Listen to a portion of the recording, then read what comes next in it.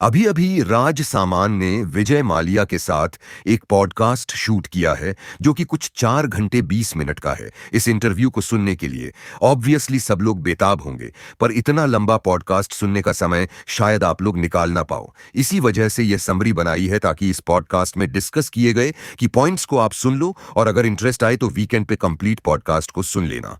Otherwise आप अपना समय किसी और बेहतर जगह इन्वेस्ट कर सकते हो। तो चलिए शुरू करते हैं वीडियो की शुरुआत।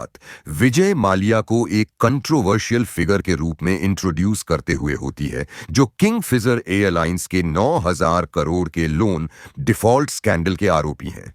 करीब एक डिकेड के साइलेंस के बाद माल्या इस पॉडकास्ट इंटरव्यू के लिए तैयार होते हैं, जहां वो अपनी कहानी का दूसरा पहलू सामने रखना चाहते हैं। राज भाई क्लियर करते हैं कि यह पॉडकास्ट ना तो माल्या को ग्लोरीफाई करता है और ना ही किसी गलत काम को जस्टिफाई। यहां टफ सवाल किए जाएंगे और पूरी कहानी को समझने की कोशिश की जाएगी। विजय माल्या अपने बचपन को याद करते हैं। कोलकाता और बोर में बड़े हुए, जहां उनके फादर ने उन्हें बचपन से ही काफी डिसिप्लिन में रखा था।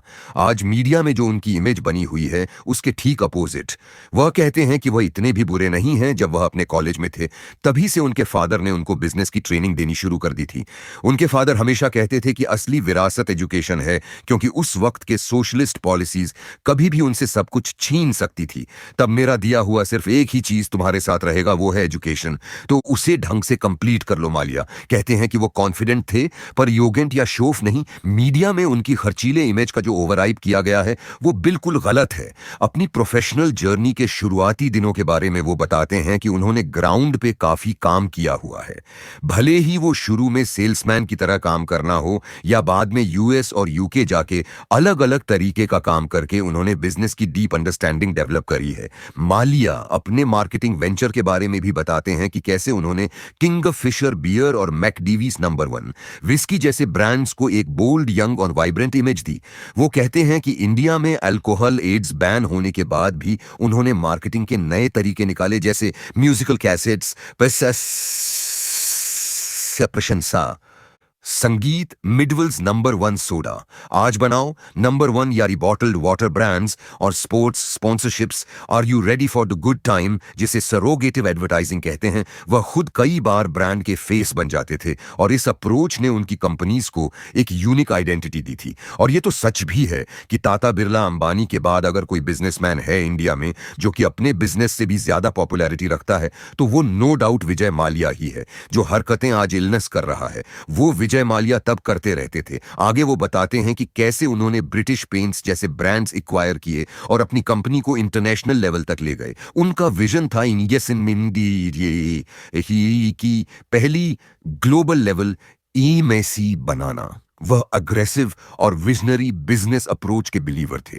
उन्होंने अल्कोहल बिजनेस के अलावा भी काफी सेक्टर्स में डाइवर्सिफाई किया, लेकिन उनका फोकस हमेशा ब्रांडिंग, मीडिया प्रेजेंस और इनोवेटिव आउच पर रहा। विजय माल्या बताते हैं कि उनकी लीडरशिप स्टाइल उनके फादर से काफी अलग थी। उनके फादर बिजनेस में पर्सनली इन्वॉल्व्ड रहना पसंद करते थे और माइक्रो मैनेजिंग अप्रोच रखते थे, जबकि माल्या ने बिजनेस को स्केल करने के लिए एक ज्यादा डिसेंट्रलाइज्ड और इमेवरिंग सिस्टम बनाया।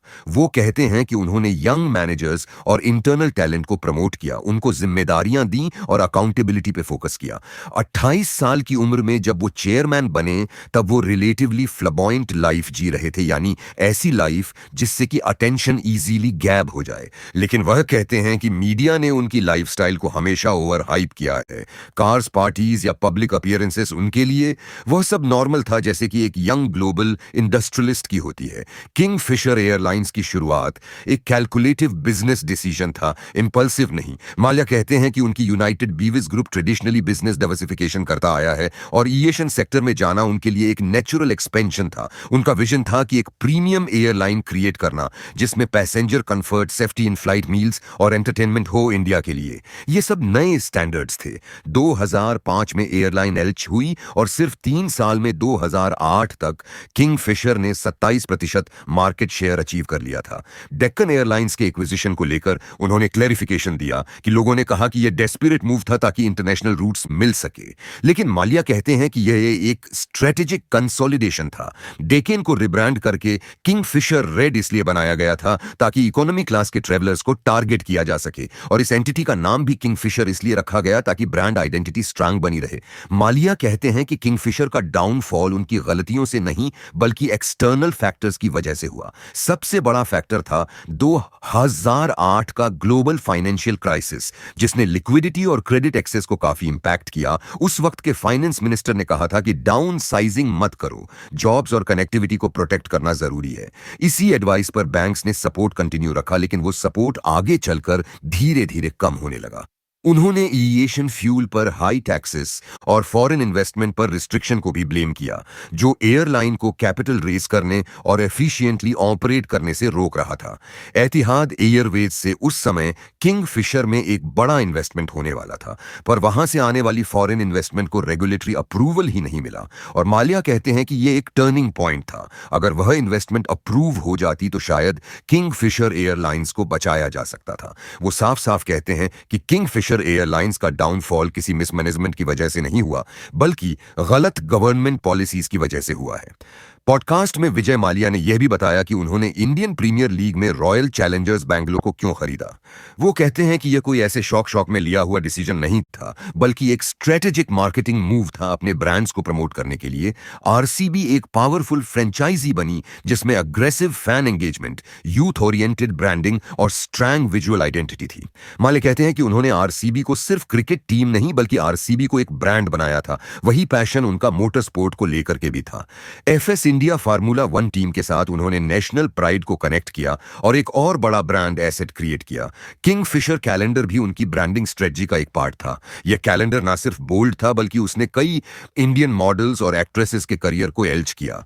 किंगफिशर कैलेंडर भी एक तरीके से किंगफिशर ब्रांड को ग्लैमर और एस्पिरेशन से लिंक करता था। माल्या अपनी विंटेज कार कलेक्शन और पर्सनल इन्वेस्टमेंट्स के बारे में बात करते हैं। वो क्लैरिफाई करते हैं कि मीडिया ने उनके लाइफस्टाइल को लेकर जो इमेज बनाई है कि जब कंपनी क्राइसिस में थी तब वो लग्जरी लाइफ जी रहे थे, वो गलत या एग्जैजरेटेड थी। वो कहते हैं कि जब किंगफिशर क्राइसिस में थी तो उन्होंने कई बार एम्प्लॉइज के अनपेड सैलरी को लेकर दुख महसूस किया, लेकिन वो यह भी बताते हैं कि कोर्ट ऑर्डर्स की वजह से उनके एसेट्स फ्रीज कर दिए गए थे। जो भी पैसे अवेलेबल थे उनसे सैलरी या ड्यूज देना लीगली पॉसिबल नहीं था। 2015 में उनकी ग्रैंड 16वीं बर्थडे पार्टी भी कंट्रोवर्सी का हिस्सा बनी थी। माल्या कहते हैं कि वो सेलिब्रेशन उनकी पर्सनल फंड से था, ना कि एयरलाइन के एसेट्स या फंड का उसमें कोई लेना देना था। यहां एक बात क्लियर करना चाहता हूं कि बेसिकली बिजनेस पीपल जो भी कंपनीज रन करते हैं वो एक अलग एंटिटी के तौर पे रन होती है, और पर्सनल एसेट या पर्सनल वेल्थ को उस बिजनेस से जोड़ के नहीं देखना चाहिए। अब विजय माल्या की गलती यही थी कि वह भी हर्षल मेहता की तरह ही लाइमलाइट में आ गए, वरना तो किसी को पता ही नहीं चलता कि कितने डिफॉल्ट्स हो गए। विजय माल्या कहते हैं कि किंगफिशर एयरलाइंस ने लोन लिया था जो कि उनकी बिजनेस यूनिट थी। वो लोन उन्होंने पर्सनल थोड़ी लिया था, वो सिर्फ गारंटर थे। फिर भी उन्होंने 3000 करोड़ का अपना पर्सनल पैसा एयरलाइन में इन्वेस्ट किया ताकि वो चलती रहे। वह स्ट्रांगली डिनाई करते हैं कि उन्होंने कोई फ्रॉड या कोई स्कैम किया है। वह कहते हैं कि हर लोन का प्रॉपर अकाउंटिंग हुआ था। प्लेस्ड एसेट्स की वैल्यू काफी ज्यादा थी और बैंक्स ने ऑलरेडी काफी पैसा रिकवर भी कर लिया है।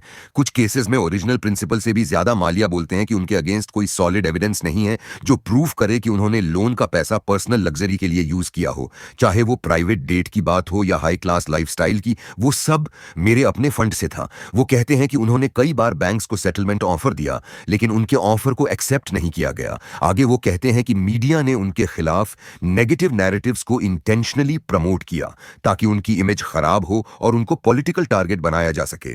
विजय माल्या बताते हैं कि उन्होंने मार्च 2016 में भारत छोड़ा था, लेकिन उनका मकसद भागना नहीं था, बल्कि वो ट्रिप पहले से प्लान्ड था और जिसका पूरा इंफॉर्मेशन उन्होंने सरकारी अथॉरिटीज को दिया हुआ था। वो स्ट्रांगली डिनाई करते हैं कि उन्होंने देश से भाग के भगौड़ा बनने की कोशिश की।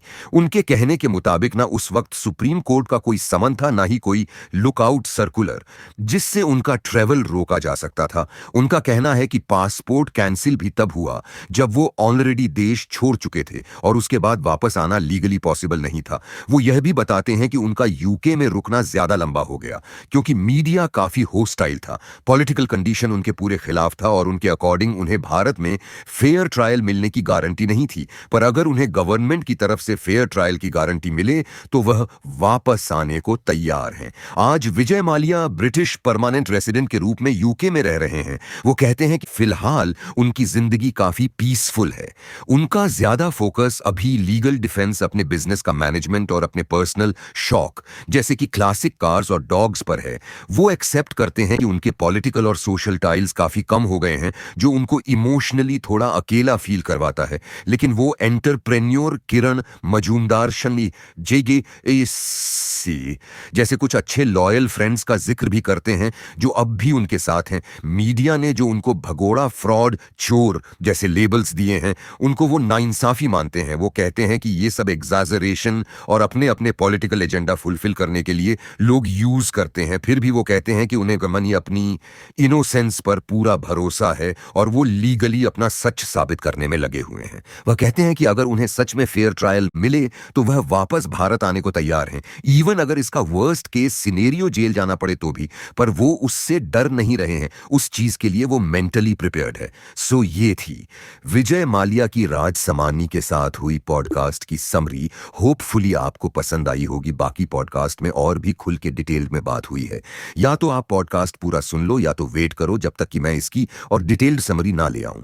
काफी दिनों से प्लान में था कि कुछ अच्छे पॉडकास्ट की समरी बनाऊं जिससे कि आप लोग लिमिटेड टाइम में ज्यादा से ज्यादा इन्फेशन गेन कर सको। और suddenly this podcast came and सोचा कि चलो इसी से शुरुआत कर लेते हैं, रीच अच्छी मिल जाएगी। बाकी देखते हैं कितनी मिलती है रीच। अगर ये पसंद आया हो तो कमेंट करके बताओ कि आगे कौन सी पॉडकास्ट की समरी आप सुनना चाहोगे और किस तरीके से मैं पॉडकास्ट की समरीज को और बेहतर बना सकता हूं।